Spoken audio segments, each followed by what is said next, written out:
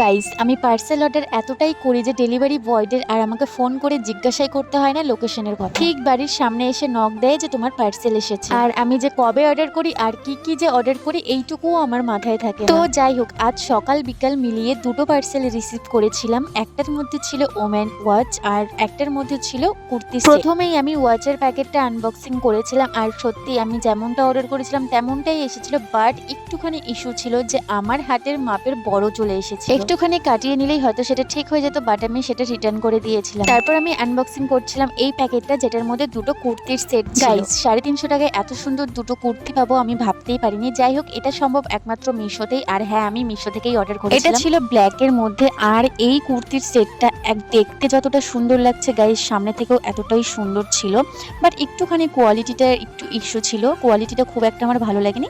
যাই হোক, পরার মতো চলার মতো। তারপরেই ছিল এই পিঙ্ক কালারের সুন্দর কুর্তিটা। অ্যাকচুয়ালি গাইস, আমি একটু ভয়েই ছিলাম যে অফারে নিচ্ছি আর অফারের জিনিস আর মিশোর জিনিস তার মধ্যে হয়তো একটুখানি খারাপ চলেও আসতে পারে, বাট যখন আমি হাতে পেলাম জিনিসগুলো সত্যি খুব ভালো ছিল, বাট একটুখানি কোয়ালিটি ইস্যু। যাই হোক, এত কম দামে আর কি চাই। আজকের ভিডিওটা এতটাই ভালো লাগলে লাইক কমেন্ট শেয়ার করে দিও। দেখা হচ্ছে নেক্সট ব্লগে। টাটা।